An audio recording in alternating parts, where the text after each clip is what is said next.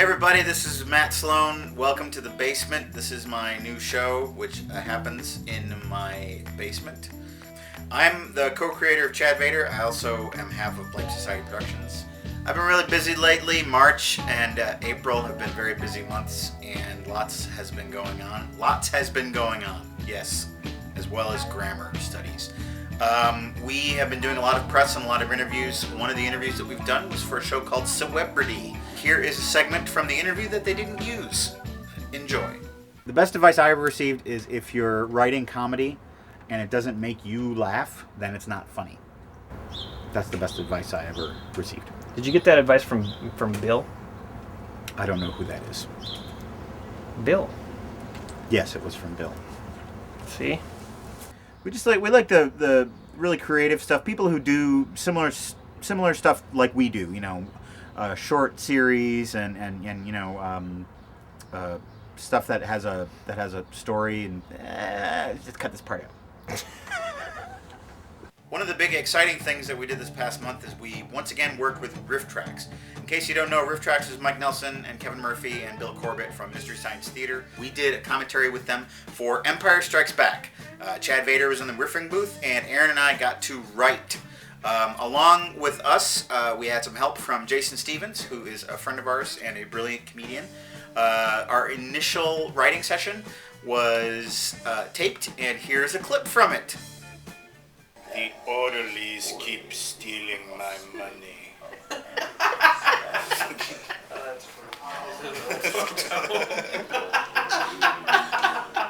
I don't want to live here anymore. I want to come live in your spare room. What are all these bells for? I don't need cable. Is this real life?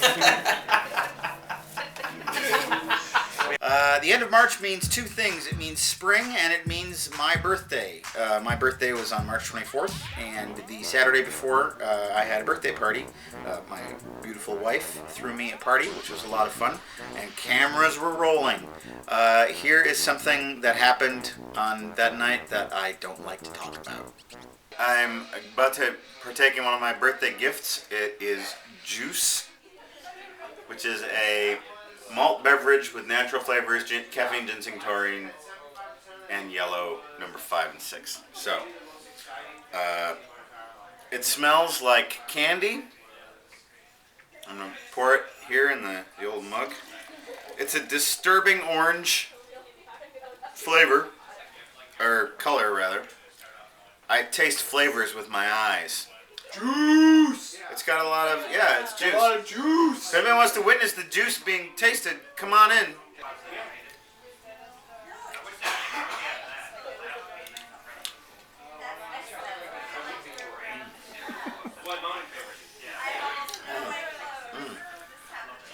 That's just not good. It's just not good. You've only got 40 ounces to go through. It just tastes like an unhappy feeling. I'll try it again.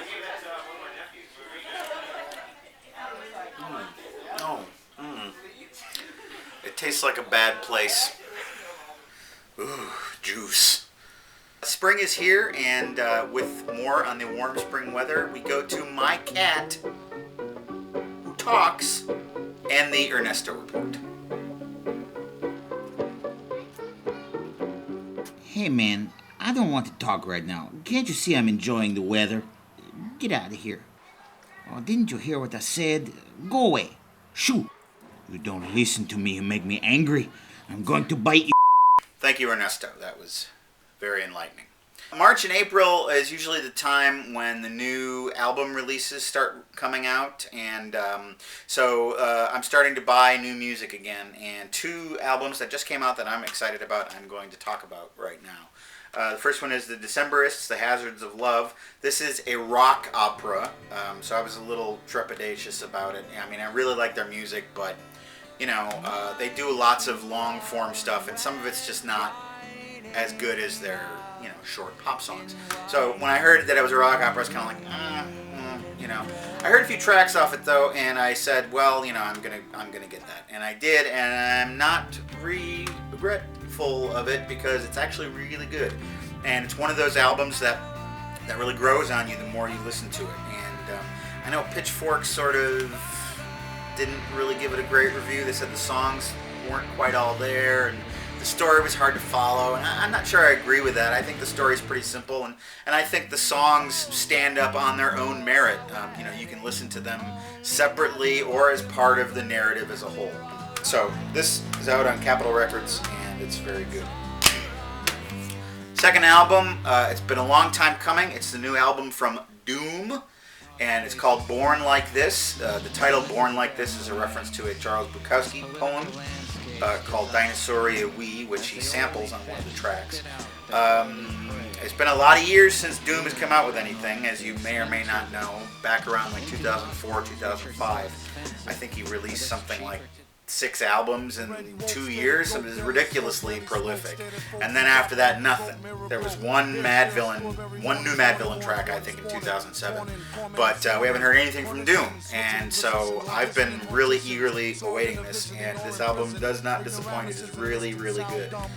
Another album like this one that grows on you the more that you listen to it. And Doom has not lost any of his rhyming or rapping abilities. He's got some guest appearances by Raekwon and Ghostface, which are so-so.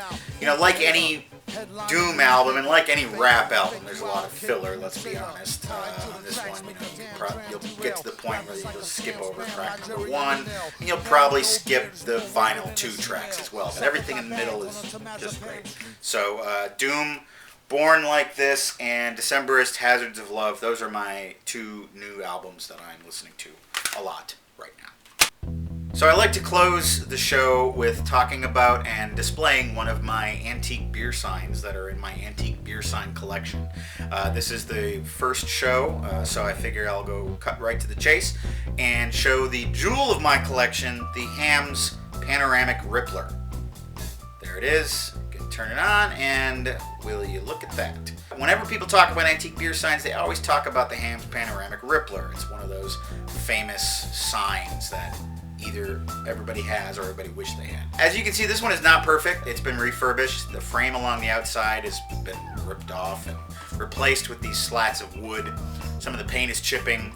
It's not in mint condition by any means, but it's mine, and I'm glad to have it. It's very relaxing to watch. You can just watch it, and it will lull you to sleep.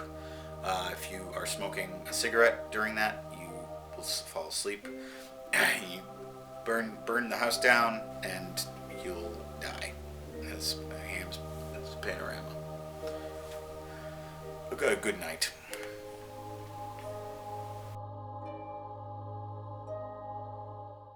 You got to take that shit back to Pittsburgh, where they believe it.